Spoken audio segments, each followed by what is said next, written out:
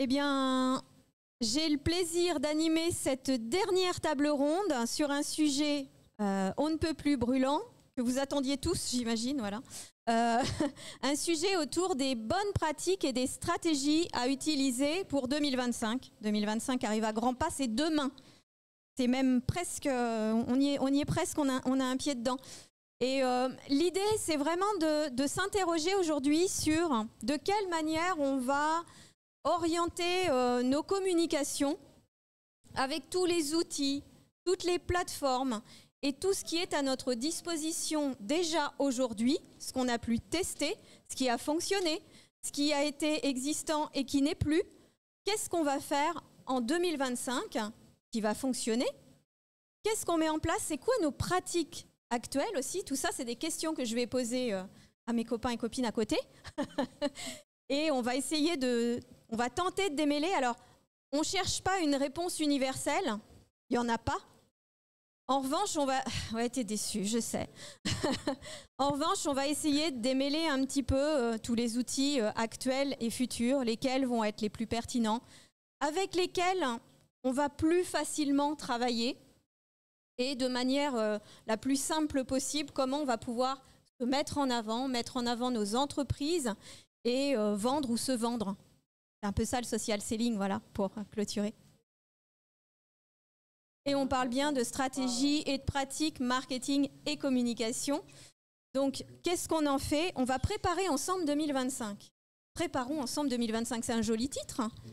Est-ce que vous avez envie de préparer 2025 avec moi? Oui. Allez. Non. Oh, alors déjà, tu arrives en retard, Caro. On n'a pas le choix. Alors, c'est la fin de la journée, on est tous un peu... Ils vont s'amuser, ceux qui nous écoutent en ligne. Voilà, j'espère. Alors, la première question que je vais vous poser à tous, c'est quelles sont vos pratiques aujourd'hui ou vos stratégies marketing com que vous utilisez? Allez, je commence parce que je pense que je suis à contre-courant. Vas-y, Chloé. Moi, celle qui marche absolument, d'aller à la rencontre. Par semaine, je vais à la rencontre des étudiants dans les restaurants universitaires avec mes petits flyers et je parle avec eux et c'est comme ça que je gagne des abonnés parce que mon activité Spotify, Apple Podcast et Deezer, donc gagner des abonnés là-bas, c'est que toujours je vais gagner de l'argent. Est-ce que tu peux nous dire ce que tu fais, Chloé? On va faire cette première sûr. question avec votre présentation en même temps. Effectivement, c'est peut-être mieux. Donc moi, je suis Chloé, je suis journaliste d'information. Et donc, j'ai créé mon média qui s'appelle Canap. Je sors une émission audio et vidéo un jeudi sur deux sur Spotify, Apple Podcast et Deezer et YouTube. Et bientôt, il y aura une newsletter aussi. Très bien. Merci Chloé. On passe la parole à Eric. Bonjour, donc Eric, moi je suis conférencier, formateur et coach. Je fais le lien entre les mondes du sport et le monde de l'entreprise. Un ancien sportif, donc je me sers de cette expertise dans le monde du sport pour apprendre des entrepreneurs ou à des employés comment manager leurs projets en s'inspirant de ce que font les sportifs de haut niveau. À côté de ça, je suis également podcasteur. J'ai un podcast qui s'appelle L'entrepreneuriat, c'est du sport. Je sors un épisode par semaine. Et voilà. Et donc, moi, je vais aussi à la rencontre de personnes. Alors, je ne vais pas dans les réseaux étudiants, mais des réseaux d'entrepreneurs tels qu'on peut avoir dans chaque région. Et également tout ce qui est communication sur les réseaux sociaux et plus particulièrement sur LinkedIn et Instagram. Très bien, merci. Allez Lionel, je te laisse continuer. Moi, c'est Lionel Clément. Mon job, c'est d'aider des entreprises dans leur activité, passer des paliers de croissance. Moi, on va dire que l'année 2024 a été un petit peu chaotique. Ce n'était pas la première. Néanmoins, ça a été une année chaotique et c'est une bonne chose d'être dans le chaos au début. Donc, j'ai testé plein de choses. En fait, là, 2025, ça va être l'année de l'élagage. Donc, ça va être l'année en fait, où on arrête tout ce qui ne fonctionne pas. Et l'objectif, c'est vraiment de se limiter à une seule stratégie. C'est LinkedIn pour aller chercher des clients. Donc, l'objectif, mes collègues étaient dans une optique d'aller parler à des gens plutôt physiquement. Moi, mon objectif, c'est d'aller parler à des entrepreneurs sur LinkedIn soit via mes publications ou alors en déclenchant des conversations directement sur. Ouais, elle est beaucoup. On va dire que c'est la base. Merci Lionel. Eh bien, bonjour, donc moi je suis Caroline, je suis conseillère en communication digitale et animatrice de réseaux sociaux spécialisés tourisme et patrimoine culturel. Et donc pour répondre à la question, moi j'alterne entre réseaux physiques et réseaux sociaux, effectivement. Alors en réseau physique, il y a ce qu'on parle de club d'affaires, de réseau d'entreprise. Ça permet de faire de véritables rencontres en vrai, elle le dire comme aujourd'hui. Et j'utilise aussi les canaux de communication, notamment LinkedIn justement, pour entretenir ces relations par la suite et les fidéliser et passer à l'action. Voilà. Alors merci à tous déjà de vous être présentés. Moi je suis ravie aujourd'hui d'avoir cette table ronde parce que je trouve qu'on a des personnes qui sont complètement dans des activités complètement différentes, avec des objectifs et des besoins différents et des manières de rencontrer où globalement j'ai l'impression que vous vous retrouvez sur le fait d'aller à la rencontre des gens, peu importe la manière. En tout cas, vos pratiques, c'est de rencontrer des gens. Et on est tous là pour ça. En tout cas, aujourd'hui, c'est bien ce qu'on faisait. Au-delà de ces pratiques-là, est-ce que vous avez une véritable stratégie, alors en démarrage d'activité ou en suivi, de quelle manière vous faites connaître et quelle est votre meilleure stratégie actuelle ou que vous aviez pu tester jusqu'à maintenant? Alors pour moi, la première étape de la stratégie, ça va être de faire un choix. Parce qu'aujourd'hui, on a une pléthore de réseaux sociaux, on a une pléthore de clubs d'affaires si on parle de présentiel. Et pour moi, une des moins bonnes stratégies, ça serait de vouloir parler sur tous les réseaux sociaux et d'aller dans tous les clubs d'affaires au risque de ne pas avoir une ligne de communication claire. Et aujourd'hui, on peut vite se perdre. Parce que d'un côté, c'est vrai que ça offre des possibilités. Les réseaux sociaux, il y en a plein. LinkedIn, Instagram, Snapchat, TikTok, Pinterest, etc. Il y en a plein d'autres qui vont arriver. Et le risque, ça serait de vouloir parler à tout le monde et en fait de parler à personne. Parce que c'est un problème de temps. Alors ça voudrait dire, ou alors on fait un seul type de post et puis on le balance sur toutes les plateformes. Et les plateformes ne communiquent pas de la même manière si on parle des réseaux sociaux. De la même manière, dans les différents réseaux d'affaires, les interactions ne sont pas les mêmes. Donc voilà, au début, c'est vraiment de se poser, de bien connaître son audience, à qui on veut parler, comment on veut parler, ce qui nous correspond à nous, parce qu'il faut aussi qu'on y prenne du plaisir. Et puis, une fois qu'on a fait ce choix-là, on va au bout de la démarche, et puis on fait du A/B testing, on essaye des choses, on regarde ce qui marche pas. Et c'est pas juste, j'ai fait un post, j'ai pas eu de like, et j'arrête sur le réseau, et puis j'essaye un autre réseau, etc., etc. Donc voilà, c'est pas facile. Mais c'est avant tout de faire la première démarche pour moi, c'est de faire ce choix et de se dire, voilà, je me concentre sur ça et ça. Donc, Caroline, tu veux rebondir sur ce sujet? Alors, pas forcément rebondir, mais peut-être accentuer aussi sur le fait de mettre en place en fait une routine. En route aussi, c'est important, c'est de se mettre dans ma stratégie de développement, en fait, pour développer une activité. Que tous les jours, je m'accorde, par exemple, 10 minutes pour contacter des personnes sur les réseaux sociaux, par exemple. Ça peut être une stratégie, il n'y a pas de... Mettre en place une routine, se discipliner, justement, pour pouvoir atteindre cet objectif-là. Je suis vraiment d'accord.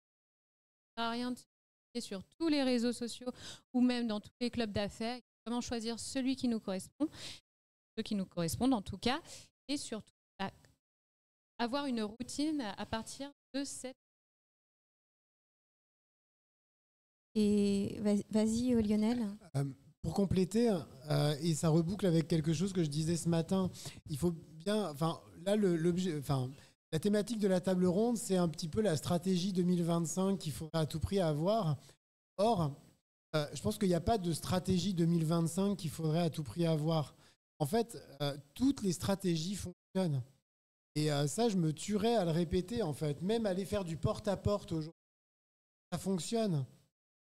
En fait, la seule chose qui est importante, donc en fait, on ne fait qu'accentuer ce qu'a dit Eric, c'est de bien faire un choix et de choisir une seule stratégie et de devenir exceptionnel dans le fait de délivrer cette stratégie. Et je crois que c'est vraiment ça qui est important.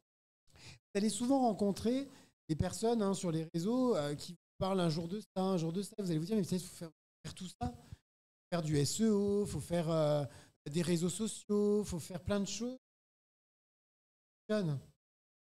Par contre, je pense que là où, pour vraiment sortir son épingle du jeu, il faut choisir un truc, un seul, et le faire à fond. C'est vraiment ça qui va vous permettre d'être excellent et de vraiment en fait développer un business intéressant pour moi en 2025. Et puis vraiment de vous différencier, parce que la plupart des entrepreneurs qui se lancent, malheureusement, et là 99%, partent justement en mode je fais tout et n'importe quoi. Parce que pas de stratégie. On m'a dit qu'il fallait que je me fasse, je fais tout et n'importe quoi. Dès le départ, vous avez dit tiens, je vais le faire. Vous allez réussir. On est des influenceurs qui ont quelqu'un comme Léna Situel. Moi, j'aime beaucoup ce que ces gens font parce que c'est très inspirant. Mais en des années, elle a fait qu'une chose. Elle n'est pas dispersée. Donc vraiment, gardez vraiment ça à l'esprit. Une seule chose, mais faites-le tous les jours et faites-le bien. Et tous les jours, essayez de vous dire comment est-ce que je fais pour devenir meilleur que ce que j'ai fait hier. Oui. Ajouter la notion de régularité, effectivement. Être régulier, régulière. Moi, ça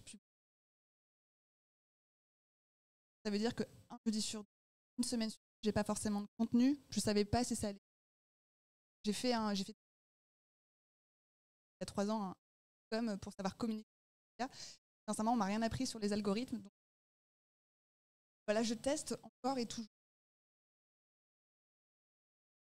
Une semaine. Et moi, j'avais une idée. Pas du tout cette. Pas d'accord. Continuons à tester. Ça fait 1 an que je teste. 1 an, je dois dégager. Et plus des. Quel réseau? Comment? Et ça se trouve dans. Régulière. T'as pas pu arriver à ces conclusions. Ouais. Après, j'ai eu à un moment donné de l'irrégularité parce que j'ai piraté l'accès pendant 6 semaines, donc je suis repartie de zéro. Voilà. Ça, c'est le risque des réseaux sociaux, effectivement, des outils qu'on peut utiliser et sur lesquels on peut compter. On va en parler tout à l'heure. Moi, ce que j'entends, c'est test, apprends, focus, agilité aussi. Beaucoup d'agilité quand on est entrepreneur à faire ses choix. À travers ces stratégies que vous avez testées et que vous avez choisi d'utiliser aujourd'hui, est-ce que... on va parler de 2025 ? Non, on a fait un point un petit peu sur l'état des lieux de ces stratégies marketing actuelles. Pour 2025, est-ce qu'il y a des choses que vous sentez qui vont émerger, des choses qui vont changer ? Est-ce qu'il va falloir pivoter légèrement ou changer complètement certaines choses ? Est-ce qu'il y a des réseaux émergents ? Qu'est-ce que vous en pensez ? Lionel, je te laisse la parole, je vois que tu as l'air... Alors moi, paradoxalement, je me fous complètement de ce qui va émerger en 2025. En fait, j'ai choisi ma stratégie, j'ai mis 1 an pour réfléchir à ce que j'avais vraiment envie de faire, comment je voulais le faire, comment je voulais aller chercher mes clients. Donc à partir de là, je ne change rien. Cette année, en fait, je ne fais que perfectionner ce que je fais déjà pour essayer, parce que ça marche. Et aujourd'hui, ça me permet d'avoir des clients, ça me permet d'en vivre. Et donc, à partir de là, cette année, mon seul objectif, c'est perfectionner ce que je fais déjà pour devenir exceptionnel dans ce que je fais. Et je ne vais surtout pas aller me dire « Oh là là, il y a tel réseau social, par exemple, qui émerge, il faut vite que j'aille me créer un profil dessus. » Surtout pas, je vais laisser tout le monde aller se casser les dents dessus. En fait, je ne me pose aucune question et je ne regarde pas du tout ce qui se passe autour de moi. La chose que je regarde, c'est les autres personnes potentiellement sont dans mon secteur d'activité, non pas pour m'inspirer, mais juste regarder comment ils se positionnent. Ou des fois même pour les aider aussi. Mais juste pour essayer de comprendre quand même que je fais partie d'un écosystème et que je ne suis pas là en train d'en... Mais sur le côté, une nouvelle stratégie qui émergerait, par exemple quand l'IA a émergé, je n'ai pas été le premier à aller sur l'IA. J'ai mis très longtemps avant d'adopter ces outils. Je me suis formé avant. Et puis maintenant, c'est des outils intégrés dans ma pratique. Mais de manière très réfléchie. Certaines choses. Et sans aucun enthousiasme. Mais juste en me disant, voilà, c'est un élément de ma stratégie qui me permet de perfectionner ce que... Tu as envie de rebondir, Eric, sur le sujet ? Oui, je suis un peu dans la même démarche, c'est-à-dire que j'ai encore beaucoup de progrès à faire dans les plateformes que j'utilise déjà, que ce soit LinkedIn ou Instagram. Et puis si on parle de mon podcast, jusqu'à présent, je l'ai fait par passion, je le fais toujours par passion, j'ai fait plus de 100 épisodes. Aujourd'hui, je suis dans une démarche où je vais essayer que ça m'apporte à la fois du business et de le monétiser. Donc, je vais changer la communication pour le 2025 concernant mon podcast. C'est-à-dire, jusqu'à présent, j'enregistrais les épisodes, je faisais un épisode par semaine qui sort tous les lundis, je faisais un post LinkedIn, etc. Et là, je vais augmenter la communication avec des posts toutes les semaines, avec des extraits, avec une rediffusion d'anciens épisodes. Et puis, mettre aussi, développer le compte Instagram du avec des vidéos, des courtes vidéos, des stories, tout ça. Donc, j'ai déjà plein de choses à faire. Instagram, c'est pas la plateforme que je maîtrise le plus. LinkedIn, un peu mieux, même si j'ai encore des progrès. Donc voilà, ça, ce sont mes axes de communication. Je sais qu'il y a des nouveaux réseaux sociaux qui arrivent, que je pourrais utiliser. Mais ça revient à ce qu'on disait au début, je ne vais pas me disperser. Et je pense qu'on a toujours des progrès à faire sur les différentes plateformes qu'on utilise. Et je vais être certain d'aller jusqu'au bout de ma démarche avant de me dire, tiens, est-ce que je vais faire aussi quelque chose sur TikTok ou pas, quoi, par exemple, qui pourrait être aussi un moyen de démocratiser et puis d'avoir une meilleure communication autour de mon podcast. Donc voilà, un lièvre à la fois et puis un plan de communication où je sais que je vais pouvoir quantifier mes actions, voir les résultats et puis pas lancer des bouteilles à la mer dans tous les sens et puis pas savoir sur quel pied danser et puis qu'est-ce que je peux améliorer. Donc voilà, je vais rester réfléchi sur Vraie stratégie, en tout cas, de développement autour des mêmes outils avec Caroline, toi, par rapport à ton entreprise qui a quelques années, est-ce que tu peux nous partager quelles choses qui vont changer? Donc pour 2025, je me suis dit, je continue à faire des tests encore et encore. De toute façon, ce qui est impressionnant avec les réseaux sociaux, c'est le jour où on se dit, ah, j'ai peut-être compris quelque chose. Et le lendemain, en fait, ça ne fonctionne plus. Donc, on est un peu frustré. On se dit, bon, je vais peut-être aller élever des chèvres à la montagne parce que finalement, j'y arrive pas, c'est pas possible. Donc, non, je rigole un petit peu. Mais maintenant, la tendance, c'est quand même beaucoup aussi à la vidéo. Et moi, c'est encore un format que je n'ai pas encore bien développé. Faut avoir sacrément confiance en soi, faut être face caméra, etc. Mais c'est vrai qu'on le voit aussi sur LinkedIn qui a mis du temps à se développer, justement le format vidéo a mis du temps à se développer sur LinkedIn, en tout cas au format on voit aussi sur TikTok ou Instagram. Et donc je pense sincèrement que la vidéo, ça peut être un bon outil, un bon moyen justement d'aussi se démarquer. Mais encore une fois, voilà, je teste et on verra bien. C'est toujours ça les réseaux sociaux, de toute façon, c'est faire des tests de toute façon. Oui, alors moi le format vidéo, bien, vu que je fais principalement ça. Moi pour 2025, je vais continuer à publier mes shorts. Alors il faut savoir que je ne savais même pas qu'on pouvait faire ça avant d'un an. Et c'est ce qui marche le mieux. Gagner des abonnés. Donc en fait j'ai décidé de faire ce que je fais sur YouTube, en tout cas pour les shorts, donc c'est comme des réels. TikTok pour ma part pas ce qui marche le mieux. Enfin j'ai des vues, quelques abonnés, mais je les convertis pas et pour le moment d'énergie à mettre là-dedans, donc j'ai décidé que je continuerai comme ça. Par contre Insta, là pour le moment je fais en 30 secondes. Voilà en tout cas pour la vidéo. Par contre, il ne faut pas faire ça, mais je le fais. À côté de Microcanap, j'ai un travail, donc je n'ai pas forcément le temps. Je publie les mêmes vidéos sur tous les réseaux sociaux. Voilà, mais il ne faut pas faire ça. Pour le moment, moi, je n'ai pas le temps. Oui, Et- voilà, il n'y a pas de problème, Et c'est pas pourquoi grave. pas En fait, ça aussi, il effectivement. n'y a pas de mauvaise pratique. Il n'y a que la pratique qu'on est capable de faire à un moment donné. C'est ce que tu es capable de faire en ce moment. Très bien. Super, bah voilà, bah je vais continuer. Voilà. Voilà, Chloé, rassurée, tout va bien. Lionel, t'es hyper rassurant. Effectivement, oui, on parle de stratégie. Alors, qui dit stratégie dit on va définir ce qu'on va faire, comment on va le faire, à quel moment. Mais laissons-nous aussi un peu de liberté, je pense, sur ce qu'on aime faire, sur le temps et l'énergie qu'on va avoir à donner. À partir du moment où, je sais plus, je crois que c'est toi qui disais, à partir du moment où on a cette régularité, parce que ça fait partie du jeu, me semble, d'avoir cette régularité. Tu veux Après, il y a quand même rajouter une chose. C'est que je vous ai dit non, je continue. Mais quand même un que j'ai envie quand même d'aller, mais ça concerne LinkedIn. Et pour le coup, c'est clair qu'aujourd'hui, je me dis s'il y a un format que j'ai envie de développer sur LinkedIn en 2025, c'est la vidéo. Pourquoi ? Parce qu'aujourd'hui, tout le monde, enfin, beaucoup de gens écrivent sur LinkedIn. Aujourd'hui, on est d'accord tous de dire que ce que les gens écrivent sur LinkedIn, est-ce que c'est vraiment eux qui l'ont écrit ? Est-ce que c'est ChatGPT, etc. Finalement, on ne sait pas trop.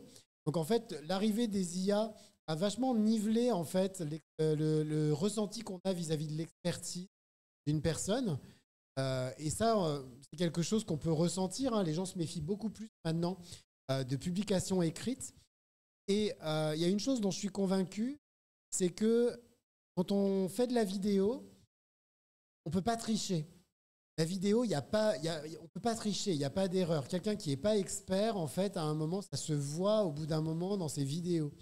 Et je crois vraiment que par rapport au fait, et il ne faut pas oublier que la vidéo, il n'y a pas beaucoup de monde qui est prêt à prendre la parole en fait en vidéo.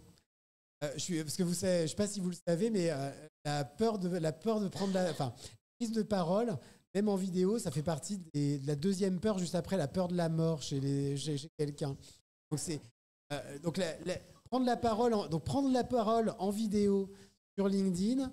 Pour moi aujourd'hui, c'est vraiment le sujet sur lequel j'ai envie d'avancer et de progresser en 2020.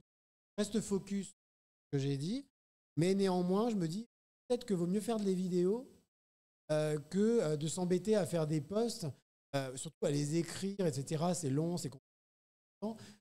À la sortie, ouais, mais lui, oui, ChatGPT. Donc, la vidéo, au moins, voilà, c'est beaucoup plus direct. Ça reboucle même avec l'essence de la vente, qui est le fait d'avoir la personne en face. Oui, tout ce que vous dites, ça a du sens et ça rejoint ma prochaine question qui a trait surtout aux tendances qui émergent et aux outils qu'on a tous à notre disposition. Alors, on en connaît plein des outils, on parle d'IA bien évidemment. Dans les tendances, il y a la vidéo. Alors, on voit plein de techniques de publication. On a le choix. Du texte avec une photo, un selfie de préférence. Du texte avec un carrousel qui est plutôt éducatif, et puis la vidéo qui arrive, et il y en a certaines d'autres, j'en oublie certainement, et je vais vous laisser la parole sur ces outils justement qui sont à notre disposition, soit les outils à l'intérieur d'une plateforme, soit les outils d'une manière générale pour créer et développer nos stratégies de communication marketing. Déjà, différents outils, effectivement. On en parle très peu aussi, c'est très peu utilisé, mais par exemple les sondages, il y a la possibilité déjà depuis récemment sur Instagram de faire des sondages en publication, donc c'est un outil formidable pour pouvoir questionner son audience. Sur LinkedIn, sur Facebook, il y a aussi la possibilité de faire des sondages et finalement je suis assez étonnée, c'est pas assez utilisé, pourtant c'est le clic un peu facile qu'on peut obtenir et en même temps ça permet quand on pose une question d'avoir une réponse. Nous du côté administrateur, celui qui et le sondage aux personnes qui ont répondu à telle réponse. C'est hyper facile après de pouvoir rebondir là-dessus. Une mine d'or. Par rapport au sondage, moi du coup, vu que je suis un média, les gens, si je fais un sondage, ça marche super bien. Il faut juste pas que je sois frontale. C'est-à-dire qu'il faut d'abord que je leur dise, vraiment c'est par rapport à leur prisme. Il ne faut pas que je leur dise concrètement, faut pas qu'ils sachent quelle est l'idée derrière tout ça. Oui, Sinon, ça les bloque. Oui, ça dépend du sujet, effectivement. Ouais. Mais ils adorent, ils sont super réactifs. Alors, pour le coup, si je leur dis posez-moi des questions, il n'y a personne qui l'action est difficile. Et ça permet vraiment de connaître son audience, de comprendre aussi quel sujet on peut évoquer. Il y a des sujets auxquels je n'aurais pas du tout pensé et finalement, ça a révélé des choses super à explorer, quoi. Et peut-être pour un outil de gestion, alors en dehors des réseaux sociaux, par contre, faut utiliser des outils de gestion. Alors vraiment, un tableau de bord un peu de votre stratégie globale. Moi, je sais que par exemple, j'utilise Swello, qui est un logiciel pour voir tout ce qui se passe sur les différents canaux de diffusion, réseaux sociaux, en fait, Facebook, Instagram, Twitter, enfin, X et LinkedIn. Et ça me permet d'avoir et les statistiques et faire de la veille et voilà, d'avoir tous les résultats en un seul outil. Moi, je dis que c'est important d'investir dans un outil qui va vous permettre d'essayer de restructurer vos données, vos informations, pour éviter d'aller piocher des informations à droite et à gauche. Ça vous fera vraiment gagner du temps. Eric? Alors en fait, aujourd'hui, il y a pléthore d'outils et on va forcément trouver l'outil qui nous correspond. Ça peut être du Swello, du Notion, peu importe, un CRM X ou Y. De la même manière qu'on a le réseau social qui va nous correspondre. Est-ce que c'est de la vidéo? Est-ce que c'est du carrousel parce qu'on aime bien faire des graphiques avec Canva, avec Adobe? Peu importe. En fait, des fois, le plus dur, c'est ce que je disais tout à l'heure, c'est de faire le choix, quoi. Parce qu'aujourd'hui, on a de l'interactivité de partout avec les informatiques, même des montres connectées, des choses comme ça. Aujourd'hui, c'est le Black Friday.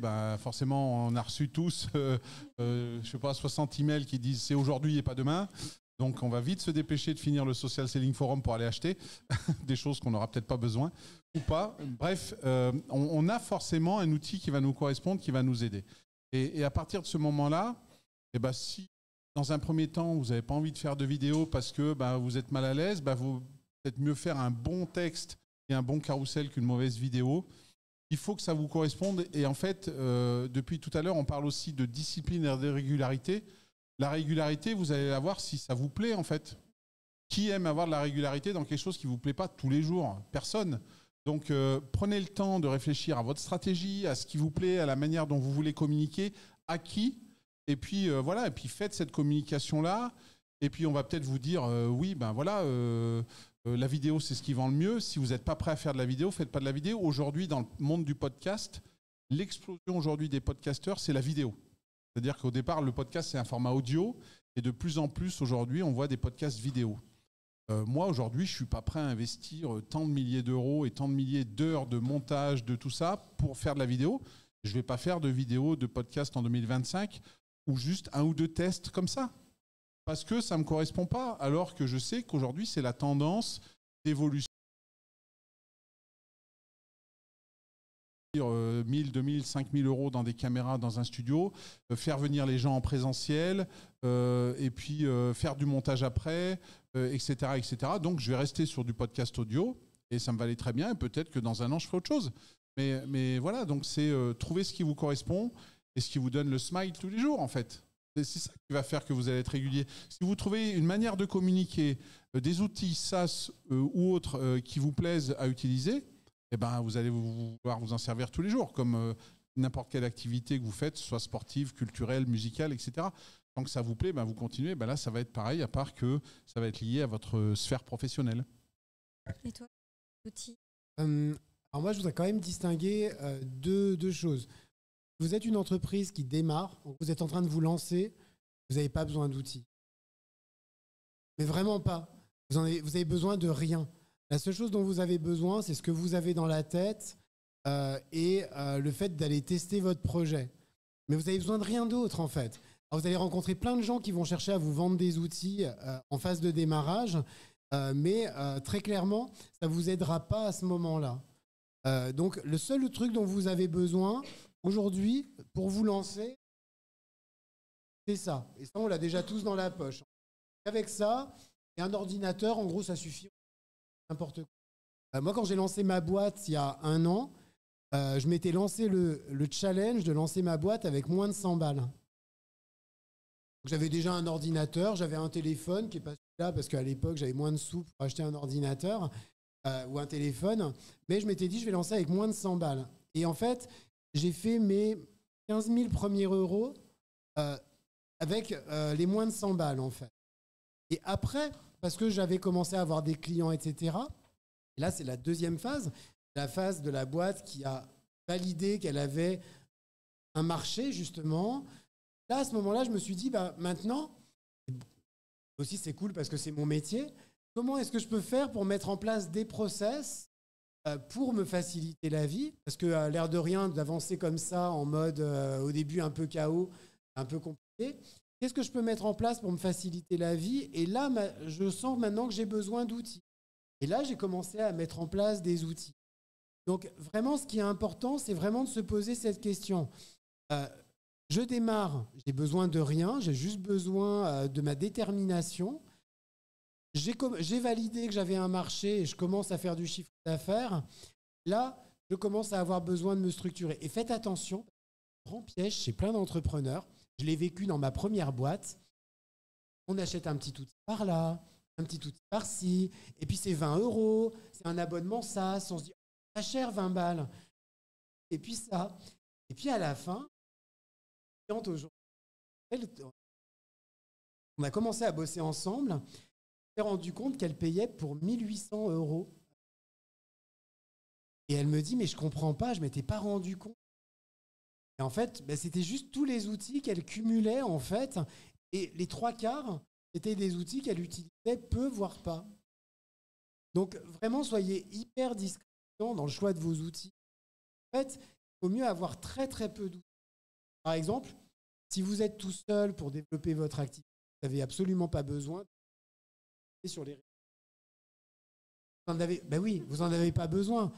Les réseaux sociaux ont déjà des outils en interne qui vous permettent de programmer les publications. Donc pourquoi aller acheter autre chose? Pour avoir un joli dashboard qui va vous dire des conneries.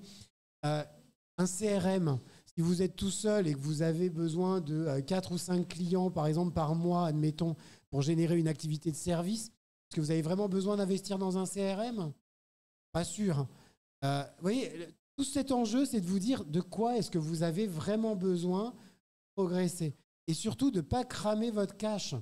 Parce que le cash, c'est vraiment ça, le nerf de la guerre dans une boîte. Moi, j'ai planté mes boîtes parce que j'avais cramé mon cash. Et que j'avais plus d'argent à investir. Et donc, j'avais que le choix de déposer le bilan. Et pourtant, des boîtes qui marchaient très bien. Donc, gardez bien ça à l'esprit. Préservez votre cash. Investissez pas dans n'importe quoi, simplement parce que c'est le dernier outil à la mode. Merci Lionel. Je crois que vous avez tous répondu un petit peu à cette question. Donc des outils, effectivement, il y en a pléthore. Le tout, c'est de faire les bons choix, nos choix. Il n'y a pas de bons ou de mauvais choix, mais en tout cas, il y a les nôtres. Ceux qui vont nous servir et qui vont nous permettre d'évoluer, de faire grandir nos entreprises, ou en tout cas de servir nos besoins pour faire grandir nos entreprises.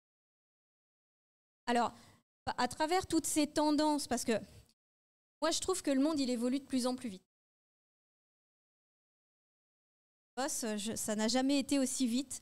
On a de plus en plus de technologies à notre disposition. On a de plus en plus de réseaux, de plus en plus d'outils. Mais les comportements et les besoins des consommateurs changent aussi. Les besoins et les comportements de nos partenaires, de nos collaborateurs, quand on en a, changent aussi. Et bien évidemment, à travers ça, les nôtres aussi. Alors, il y a toute cette notion de comment on fait nos choix pour répondre à ces nouveaux besoins. Comment vous faites-vous dans vos entreprises pour être malgré tout dans la tendance et respecter les attentes de vos consommateurs qui sont vos clients, vos cibles? Moi, je ne parlerai pas de changement, parce que le changement, Internet, c'est bon, ça fait 20 ans. Je dirais juste que ça fluctue constamment. On parle beaucoup, oui, ça fluctue quand même pas mal. Je veux dire, l'audio, ça a toujours existé. C'est plus 25% en termes d'écoute pour les podcasts natifs, pour les podcasts en replay. Ça ne cesse d'augmenter. On disait, les médias, c'est fini. Absolument pas. Donc voilà, je pense que, en fait, tant que vous allez écouter votre âme, si je peux dire, allez-y, éclatez-vous. Moi, personnellement, j'écoute pas les tendances. Dans 3 jours, à quoi bon?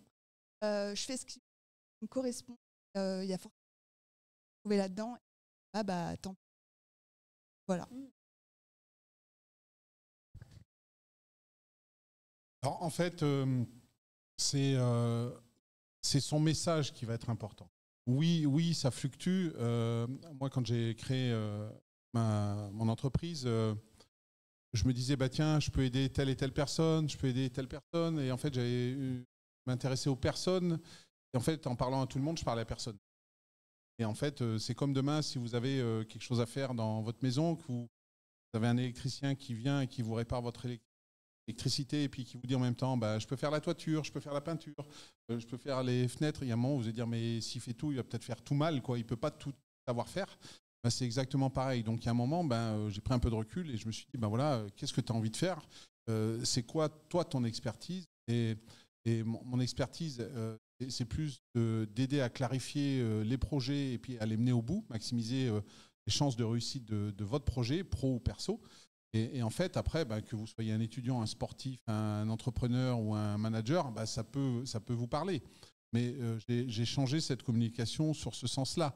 Alors après, oui, la population change, les générations évoluent et puis les modes de communication sont différents. Si on est là, c'est qu'on a envie de s'adapter aux modes de communication qui changent. Hein. Sinon, on continuerait à envoyer des courriers et puis des catalogues.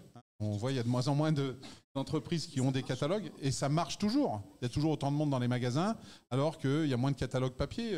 Moi, quand j'étais jeune, c'était La Redoute et Les Trois Suisses. Il n'y a plus ces catalogues-là alors qu'on les avait 2 fois par an. Et c'est bien, hein. On attendait ce catalogue. Voilà, et maintenant, on n'a plus ça. Et pourtant, il y a toujours autant de monde, il y a toujours autant de ventes. Ça a évolué. Je pense que si on est là, c'est qu'on a envie d'évoluer avec ce monde-là. Mais ce qui va être important, c'est votre message à vous et qu'est-ce que vous voulez en faire et pas vous perdre dans votre message et dans votre manière de le diffuser. Alors moi, j'ai un avantage, c'est que vu que j'aide des boîtes à se structurer pour qu'elles puissent avoir plus de clients, je pense que pour le coup, c'est un besoin qui restera universel dans les entreprises. Donc pour le coup, c'est plutôt cool. Après, je dirais que pour m'adapter aux changements, à tous ces changements de marché, je vais parler d'une valeur qui est malheureusement très sous-cotée aujourd'hui, en 2024, qui s'appelle la fiabilité. Et je crois qu'aujourd'hui, c'est vraiment ça que je privilégie. En fait, et ça, je vais faire un peu mon boomer, mais je trouve que non, mais c'est vrai, mais c'est de plus en plus difficile aujourd'hui. Il y a beaucoup de gens qui nous promettent énormément de choses, justement, sur les réseaux, mais c'est très difficile d'avoir une bonne prestation bien délivrée. Et c'est-à-dire juste quelqu'un qui fait ce qu'il a promis. Je me rends compte qu'aujourd'hui, les clients qui travaillent avec moi, ils ne travaillent pas avec moi parce que je suis le meilleur des meilleurs, mais ils travaillent juste avec moi parce que je suis fiable. Et qu'à la fin, en fait, je délivre ce que j'ai dit. Et ils me disent tous, mais c'est énorme. Alors moi, je ne m'en rends pas compte des fois, mais pour le coup, ça a l'air d'être un truc extraordinaire. Et je crois vraiment que s'il y a une valeur que tous, que ce soit les entrepreneurs, ceux qui veulent créer, etc., là, qui vous devez travailler, c'est vraiment ça. C'est la fiabilité. Juste faites ce que vous dites. Et je crois que ça peut sembler tout bête, mais entre la personne qui nous propose de faire juste un coup, par exemple, je vais t'apprendre à faire un lancement qui fait 1 million et je vais t'apprendre à faire 10 000 euros tous les mois, vaut mieux faire 10 000 euros tous les mois parce que ça, au moins, c'est fiable, c'est prédictible et ça permet d'assurer une pérennité de boîte. Donc, mon mot d'ordre, c'est la fiabilité. Qu'est-ce que tu rajoutes à ça, Caroline ? C'est toujours difficile de passer en dernier parce que du coup, après, on se dit, je vais essayer de combler les trous, mais... Par rapport à ton métier, peut-être justement, ou cette confiance, cette notion de fiabilité. Alors, pour faire face surtout aux changements, donc c'est surtout aussi faire de la veille. Moi, j'ai un métier très digitalisé et forcément, je dois toujours me tenir informée des dernières actualités, à la mode. Voilà. Donc, faire de la veille, c'est très important. Prendre de l'information, être curieux, tout simplement, en fait. C'est aussi de la curiosité, avoir envie. Voilà, quand on travaille avec les réseaux sociaux, je crois qu'on est un peu des étudiants éternels, vu qu'en fait, on passe son temps à se former. Donc, pour moi, ça serait... J'ajouterais vraiment cette curiosité, faire de la veille, passe ailleurs et regarder ce qui se dans les autres pays aussi. Ça peut être très intéressant pour trouver de l'inspiration aussi. Voilà. Si Caroline. Chloé, tu voulais rajouter quelque chose? J'ai oublié quelque chose aussi. Ne pas oublier que l'humain a toujours besoin et il reviendra toujours. Faut juste pas oublier ça et donc pas oublier de se mettre dans le quotidien proposé. Voilà, je voulais juste rappeler que c'est très important. J'entends beaucoup ça en fait à travers vos explications et des grands mots comme stratégie, tendance, nouveauté, technologie. Finalement, c'est l'humain, c'est comment on veut le transmettre, c'est donner confiance. Hein, j'entends tous ces mots-là et ça c'est important. Et à travers ça, je parlais d'un monde qui est en changement quand même, en transition. On parle beaucoup de responsabilité, d'éco-responsabilité. Quel est selon vous le rôle qu'on peut avoir en tant que chef d'entreprise, dans nos entreprises, pour avoir une communication responsable? Chloé est hyper inspirée. Oui, parce que moi, par exemple, dans l'achat de mon matériel, j'ai tout de suite mis haut de gamme pour pas acheter une fois, puis une seconde fois, puis une troisième fois déjà. Donc ça pose un investissement, un prêt à la banque. Mais sinon, moi, je suis pas à la course au je ne produirai pas plus. Et je vais rester. Bon, au début, je publiais une émission un jeudi sur 2, donc je vais y retourner, c'est sûr, mais je ne ferai jamais plus. Jamais faire des formats dédiés aux réseaux sociaux, un format court, non. Ça, pour moi, la responsabilité, ça passe par pas produire toujours pour pas forcément faire plus. Voilà. Moi, c'est ce que j'ai fait avec Microcanap et aussi belles initiatives et l'éco-responsabilité. Et c'est avec Microcanap que je fais. Voilà. Caroline, tu veux rebondir là-dessus par rapport à la responsabilité sur quand on publie beaucoup sur les réseaux sociaux aussi, on parle de pollution numérique, peut-être quel sentiment tu as par rapport à ça? Est-ce que c'est quelque chose qui parle, qui t'inspire? Est-ce que tu as des clients sensibles? Moi, je parle beaucoup sur de dire ok, publier beaucoup en soi. Je préfère privilégier la qualité, c'est faire peu de posts mais les faire bien que faire trop de posts. Rien que ça, c'est aussi responsable aussi du message qu'on veut véhiculer, etc. Donc,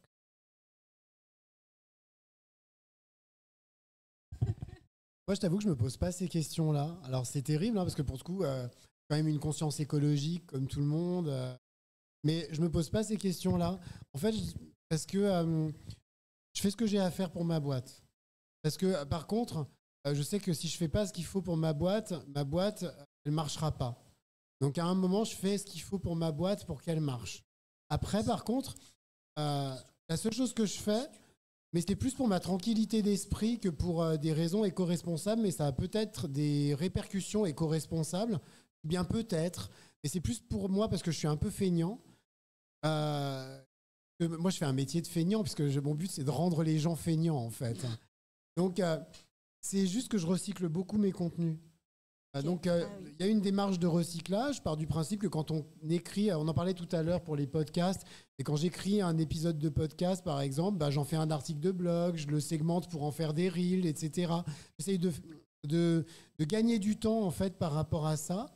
Oui, c'est une démarche qui est une démarche d'économie, en tout cas de m'économiser moi, et d'économiser ma charge mentale, qui peut avoir des répercussions responsables, mais c'est tout. Mais sinon, c'est important aussi. Mais objectivement, sinon, je fais ce qu'il faut pour ma boîte avant tout.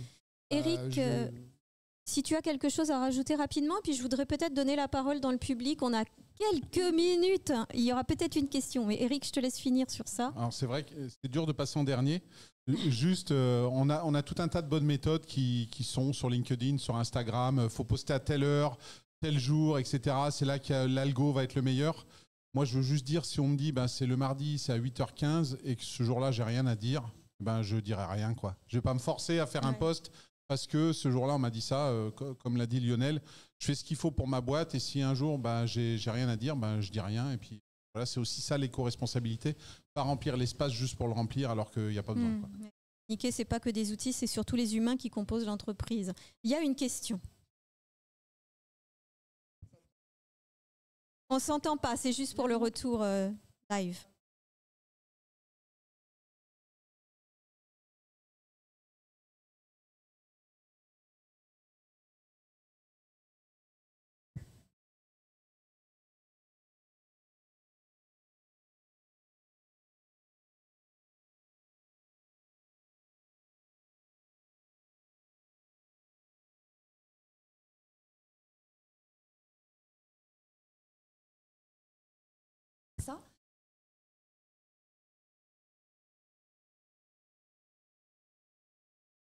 partie shop que j'appelle shop.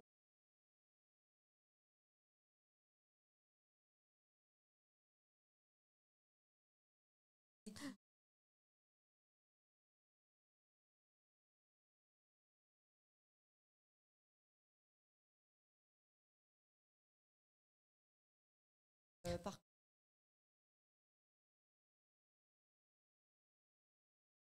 si haut et fort.